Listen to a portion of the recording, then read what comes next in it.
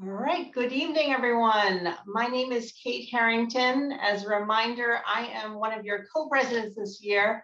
I have a son named Cormac who is a seed this year, and my oldest is a graduate of the Purple School. So thank you again for joining us this evening for our monthly membership meeting. You may have seen from the email, we have a short agenda to get through. And then we're going to turn it over to Amy and Leslie for our program this evening. So our first agenda item is to give a big shout out to a lot of folks who have been working very hard to get everything rolling this year and to bring this program together, to bring our community together. And so I have to thank the board because we sent out an email asking the board to give us their thank yous. And we got so many emails with so much detail. It was overwhelming. It was wonderful to hear how grateful everyone is for everyone's contributions. So I'm going to try to summarize them because our board members wrote so eloquently and so much about what everyone's been up to. I appreciate it, but I know our time is short tonight, so I'm going to try to summarize. Over and over again, I heard thank you for the staff. Leslie, Ada, and Teresa have been working very hard to get everything prepared and ready for our children and to care for our children. And a big thank you to those folks. I also need to give a special shout out to Leslie, of course, for getting all of our committees running and to putting countless hours into making sure that our children are set up for a wonderful year. So thank you. Teresa has offered a shout out to our Seeds parents. And I will quote her email. She asked for a shout out and a thank you for our Seeds parents who showed up with brave hearts and smiling faces. So thank you, Seeds parents. Member support wants to thank the work of their class reps, Cheryl, Dave, and Grace, for getting to work immediately. Thank you to help support our community. I also heard a big thank you for Heidi, our administrator, for getting everyone up and running with paperwork and jovial, and you'll hear more about that tonight, but thank you to Heidi. Janet, our programs chair, offered a shout out to Amy for all her work as our parent educator, all her work in planning the year and the curriculum that we're going to get to experience, so thank you very much. Also a shout out to Yasmin for helping the programs committee specifically focus on diversity, equity, and inclusion efforts for this year on a large and small scale, so thank you. Also another shout out for Micah for tech support and troubleshooting and all your efforts in making sure that we're starting off this year on the right foot, so thank you very much. Charlotte, our VP, has offered, thanks to Megan, who has brought her up to speed in Charlotte's new role. Also, a big thank you to Michael, our facilities director, for working really hard over the summer, even before there was a crew in place to help him out. Michael and Charlotte's husband, John, did a ton of work around our play yard and our school and getting ready for our children and our staff to have a great year and our construction that occurred over the summer. So thank you very much. Michael from facilities gives a couple shout outs specifically. So I'll give you guys this detail. Marius apparently fixed a leaky pipe in the basement. That was a huge project, so thank you very much. He built from scratch and installed shelves in the outdoor shed and hooked up 2 rain barrels, so thank you very much. Warren did a lot of work in the yard, along with Jerry. Brittany and Rebecca spent many hours staining the new outdoor shed. And Julia gets a big thanks for leading the cleaning inside the schools at the Tracks Big Clean. So thank you. And a general shout out to the whole facilities crew. So I think I pretty much hit every member. The point is, thank you so much for all the work you're doing behind the scenes, in front of everyone. We really appreciate all of your efforts. The school does not work unless our parents are fully engaged. And I think we see a lot of evidence that our parents are very excited about this year and are ready to help, so thank you. So that's our first agenda item. Only took a few minutes to get through all those thank yous. Let me turn it over to Yasmin now to talk about DEI efforts. Good evening, everyone. I am so glad to welcome you all to the Purple School community for this school year, and we are thrilled to have so many new faces and families joining us. As mentioned, my name is Yasmin. My pronouns are she, her, and I'm the board director of diversity, equity, and inclusion. My son Bilal is in his second year at the Purple School now, and he's in the leaves class.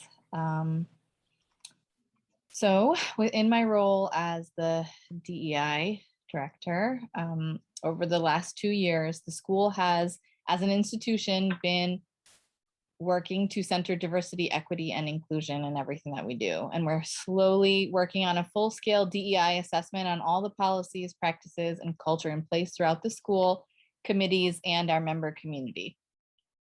It's a long process. So you'll periodically be hearing me giving updates and actually seeing the updates and experiencing different parts of our DEI work during our meetings throughout the year. Our parent and family education programming is a big way that all of you, our co-op member families, will interact with our DEI work. As mentioned before, as a cooperative, we member families take on a large responsibility in the running of our school. And we are also responsible for the continual creation, nurturing, and maintenance of our vital community culture. We must work together to create the most welcoming and inclusive culture that we can here at the school. One of our goals is working towards ensuring that everyone in our community is speaking a common language in terms of concepts and vocabulary relating to inclusion and equity. We are well aware that everyone is in different places regarding our individual knowledge and lived experiences of inclusion and equity. So part of beginning to share common language for all of us is to have access to the same information. Since due to COVID, we cannot be in the classroom with the children and their marvelous teachers, and the majority of us have not had the chance yet to teach in the cooperative setting. Tonight, we will be brought into the classroom as much as is virtually possible. It's a vital step that we learn what language and concepts the children are using in the classroom with their teachers so that we have a chance to mirror those same things at home in our own families and also take advantage of the fantastic teaching that the kids are getting. And hopefully, as Leslie said to me many times, make our lives easier at home, you know, right, fingers crossed, with the kids, you know, in those moments where you don't really have much left, but you can pull on these concepts and hopefully this language and use it and employ it to make things easier and better for all of us. The classroom and our children really are the core of our community, but as we'll talk about with this meeting and in our subsequent meetings, there will be these ripples outward to like from the children in the classroom, then to our families, and then to our community like within the school as member families, but then also the wider community. So our kind of DEI curriculum throughout the year will start here, and we will be getting bigger and kind of more involved as the year goes on. And there will be information gathering that we do as for like throughout the whole community so that we can keep track of our changing demographics and the ways that we are intentional about DEI, and also the ways that we are hopefully succeeding and the things that continue to need work. And in the beginning of next year, we will have, in the beginning of next calendar year, in January and February, we should be doing some trainings relating to DEI also that everyone will be requested to be at. And we will be weaving in the DEI work and centering this DEI work through everything that we do throughout the year. So that's just an introduction. Hopefully, as time goes on, anyone who has any questions can reach out to me, and we can have hopefully the beginning of many conversations around inclusion and equity at our school. So thank you for listening, and I'm going to pass along the mic now to our fantastic leaders this evening. Thank you, Yasmin. So next up, we've got Leslie and Micah.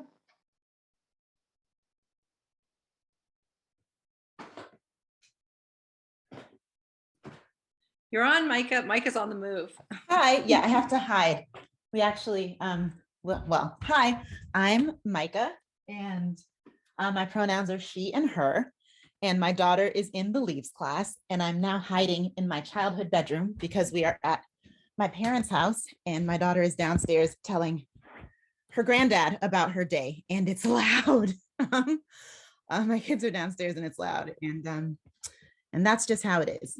Yasmin, something that you said really resonated with me, and that's kind of, it sums up sort of what I feel like my role is here, is that we all need access to the same information, and it's so vital, especially right now in COVID. So I am working with Leslie to make sure that we do all have access online to the same information in a way that's really easy. And we've set some goals, and we're really eager to hear from all of you about what you think we should be doing as well that would make it easier. So let's jump in. So the first thing I wanted to talk about was troubleshooting the website. If you are having trouble getting on the website, it could be a browser issue. If you do not think it's a browser issue, then please email me at the admin at the admin email address. Make sure that your browser is up to date. And if you have two browsers, make sure that you try both of them. And I know that is a little bit of like turn it off and turn it on again advice, but we have found it to be useful. So just do try that. And if that does not work for you, then we'll work through it. I'll work through it with you to figure out what the exact issue is that's keeping you from the site. The other thing was that I would like to create a member wiki.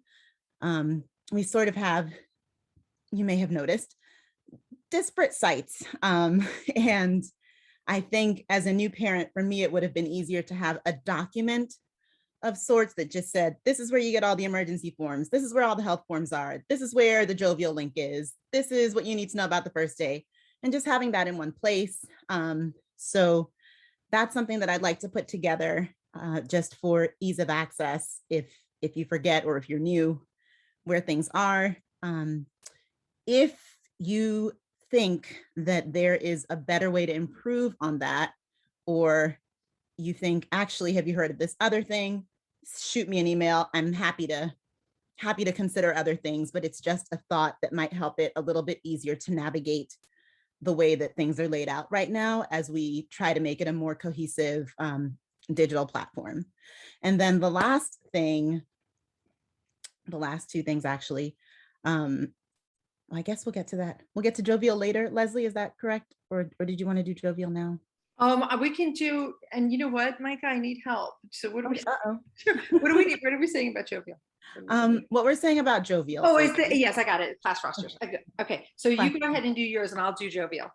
Okay, sounds good. My last thing is that we use parents, hi other parents, including myself. We use the email a lot for things that are not immediately critical. Like for instance, today, my husband sent out a hike email, which is great, but now it's in your inbox and you're getting an email from school and it's like, what is this? Is this something like, or is it just, so, and I get that. So I have also thought about creating a Slack or possibly a Discord or some other kind of way for parents to communicate neat things that might be happening. Like we're all going to the park after class, or I don't know. And that may just be another interruption in your day. So I'm trying to be really intentional about not just that we need the information, but how we get the information. So this is something that I will be bouncing off of Leslie and the board. And I wanted to put it out there for other parents to feel free to comment, to send an email, send me a message, whatever works for you. I want to hear about it because we want to do things that are going to work for you and your family, especially right now, because we're not getting together in person as much and having those conversations that we would normally have, like join us at the park. It's basically email. So, so that's it. That's it from me. I will pass the mic. And thank you so much, Micah. So the thing is that this goes back to what Mike is talking about, how we have all these different platforms that we start communicating on and distributing things. So Jovial has, for folks who were at the school last year, Jovial is now where we're storing the roster. So it's just like we're cutting to the chase. It's the most proactively accurate class list that you can find. So I did put Micah's web admin email into the chat, and with Jovial, the family portal is now on the member site so that you can actually just go straight there if you're having trouble accessing it, and you can easily reset your password, and Heidi can send you invitations if you need. So that's where you want to look for that class roster, because it is the most accurate, up-to-date class list that you can find. We are really excited to welcome a new member this week to the Tracks class, Gabby's family. As the children said, Gabriella's here. That's what they said. They're just like, where did she come from? It's like so magical. So we're so happy when a new family joins, and we knew that that roster was like immediately updated right that day. So just remember that that's the best place to go. And then member resources site, if you need help with the member resources site, or I love this whole thing about starting conversations about how to use our communication platforms to the most, to the, what is it, best effect? Anyway, to email Micah, and she's at that web admin at tpcns.org. Thank you.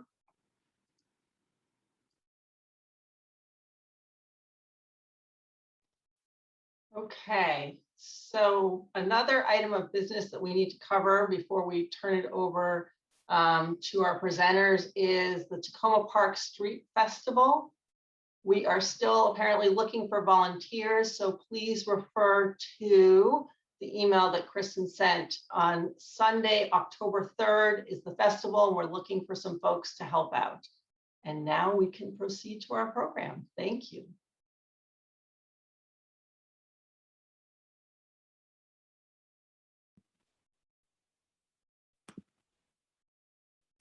Hi, everyone. Welcome. I'm really glad to be here with you this evening. My name is Amy Dumeyer. There's actually two Amy's spelled the exact same way in the school this year. But I'm Amy Dumeyer, and my volunteer position at Tacoma Park Cooperative Nursery School, my parent committee work, I guess I would say, is the parent educator, and that's part of the programs committee. And I have Oliver, who goes by Ollie, and he's in the leaves class. And then this is my 8th year at the Tacoma Park Cooperative Nursery School. Oliver has 3 older brothers who also went to the school. So I share that just because that's one of the lenses that I bring to this position. That I've just had some experience, and I did have the wonderful luck, I guess I'll even call it, of co-oping for for 6 of those years.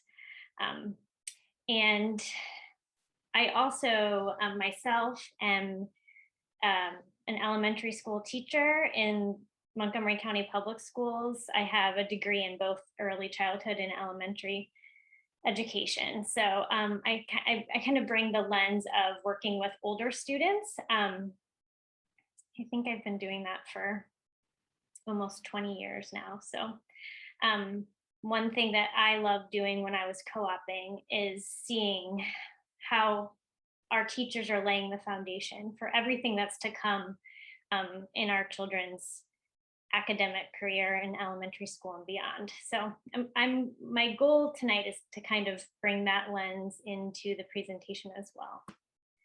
I am definitely not a fan of presenting on Zoom, if you couldn't tell. So hopefully I'd much rather be in person, but I'm going to settle back into it, and we're going to bring as much of the children into this evening as we can. And Leslie's going to share her screen. And while she pulls that up, I'll just, there we go. Okay,